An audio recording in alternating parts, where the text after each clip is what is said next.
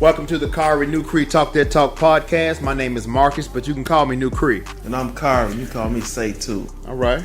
So this is a good, interesting topic that's been on my mind for a while. It's on the job relationships that we see when we work on jobs.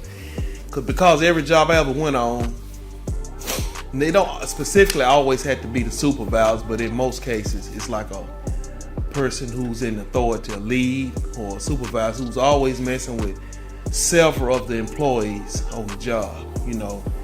And so, but it seems like we try to pretend that this don't exist, because when I see people taking out these suits on men and stuff, they act like, because you always got policies say that you ain't supposed to mess with nobody on your job. I think that's on every job. That's just part of the policy. But when we go on these jobs, we find that that's not the case.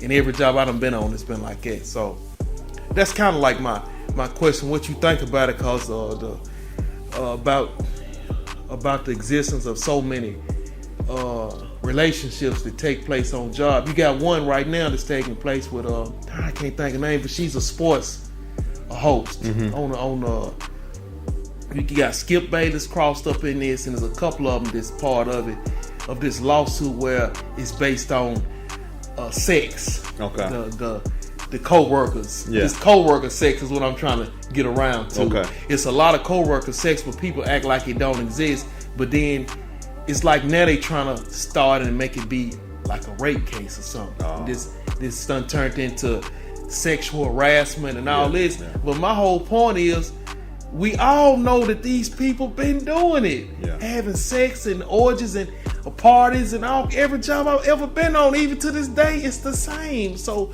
why are we trying to act like it don't take place on your workplace? It's a major place where it takes place. Relationships between. Okay. Your question for me is. My question is. I guess I'm really not really asking a question. I really want your view on what you think about so many relations that take place on jobs between two co-workers. Okay, so I'm gonna start with the last thing you said, though, is that it's been going on, of course. Okay. But if we want to do a pros and cons, it can be a distraction to the workplace. Yeah, for certain. And then you got a lot of vulnerable young ladies and young men that have a need. And that need might be to where this person got the power to give me more hours. Okay. This power can work. He can work me more days, or whatever. And then it's like, I'm helping you. I'm helping you. You know, least you could do is whatever. But so depending on the type of person it is, male or female, they can play on the weakness, of somebody, because And so that's just one scenario. Everybody's not this situation. Some of them just a situation where, I like you, you like me, let's get together. Yeah. But it can be a distraction because you got other co-workers that might be trying to holler at this person, and they don't know that you got something going on with them, and you acting some kind of way with them. Might get them fired quicker. Yeah. It's because leave her alone. Yeah. And I guess it was hard for me to try to pinpoint how I was trying to get this out, but I can say my experiences that I don't mess with nobody on the job just because of that distractions. I like to stay focused on what I'm doing, and I don't like to get nobody caught up in no feelings when I come to work. Getting mad because we caught up in a little sexual fling on the job, and now you got an attitude. Or you can go flip it around to I'm sexually harassing you or some of that and get me fired. So I don't mess with women on the job. Well, I run into this all the time because so many guys, like if a woman's attracted to you, another man might get mad because he like the girl. Yeah. And so if he see what she's like interested in you, then now you dealing with his anger or whatever, his frustration that man, what's she messing with him? Now you mugging me, looking crazy. Yeah. So that's another reason I don't like all that extra. I got two stories, two true stories. One of them when I was incarcerated, and one of them at my first job. I graduated Hillsborough High School May 21st, 1991. And first job was McDonald's down the street from Hillsboro. I worked there. Yeah. And that's when they had them ugly brown pants and like kind of burgundy shirt. And but this girl on drive-through though, she just wouldn't let up, trying to then, you know, saying stuff, and I was just like, really wasn't that attracted to it all. But she just wouldn't. The pressure started being too much of her always saying something, doing something, or if Was she coming on to you? coming on to me, Oh, okay. and then much different than the situation that we talked about earlier with sexual harassment. Oh, okay, yeah. But this might have been similar in terms of her really trying to get with me, and we ended up getting together. Yeah, and wasn't even a pleasurable experience, but it happened.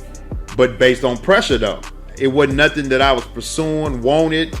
But it was almost like now I'm in a place where it's like, you know, well, you must be scared. You scared or something, whatever. Oh, that's so the pressure. we end up taking place. But I just remember afterwards, seeing her at work, it just wasn't the same no more. I just couldn't see her the same no more. It was just like, it wasn't even. That's how quick something makes your job. Yeah. You know, to work on your job. Yeah. Now the second one was the kitchen steward in prison. Just kept on. Always wanted me like to be the person to go to the stock room to like carry something or whatever. Can you carry it? It's too heavy or whatever. And every time we go back there, I'm reaching over to get it. It's like, yeah. That's why I just keep my hands clean and just, cause it's easier.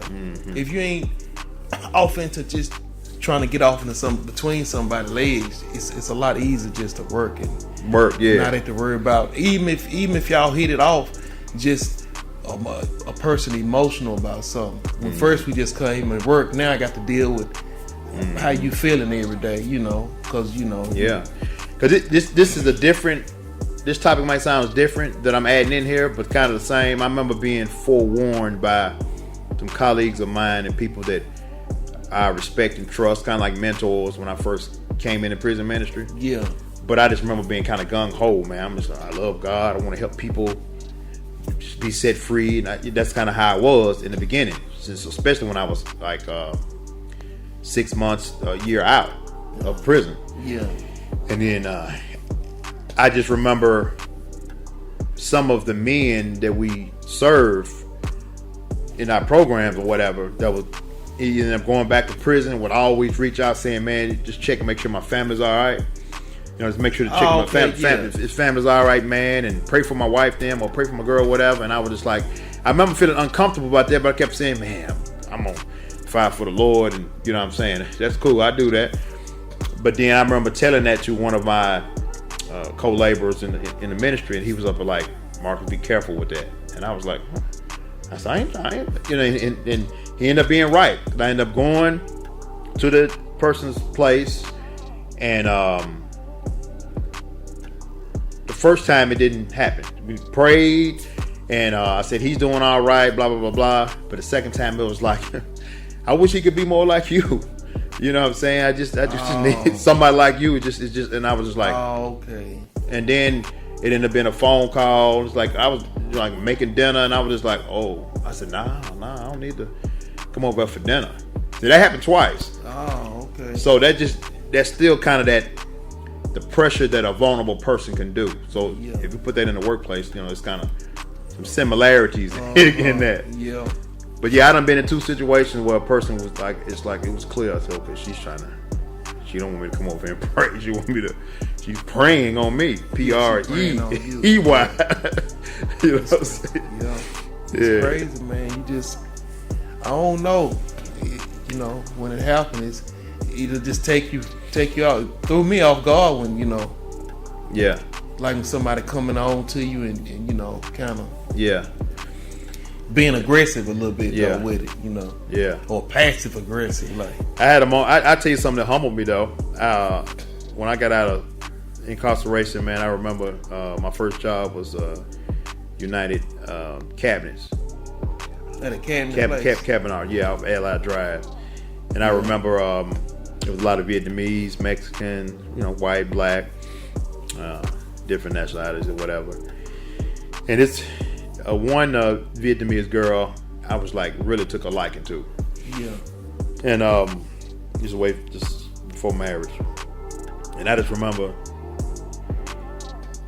not knowing what they were saying was killing me though. I think they were talking about me. You know what I'm saying? Cause I'm up at like the first we all like smile. She's like, "Hi, ma, ma, hi, ma." So I'm thinking, oh, she kind of like me a little bit. But then when I see her around the other three, it's and they like, and they laugh. I'm like, damn, it's awkward now, you know. Oh yeah. So when I say it humbled me, it just made me just say, okay, that ain't gonna be good. It's bad enough the workplace. I know, but don't understand what. Yeah. Yeah. Cause I'm already. I guess just my life. I'm a little slightly paranoid. You know. Yeah. So if I'm around somebody and I don't understand what they saying, you know, you really gonna be going on body language. Then you don't know what they say. Yeah.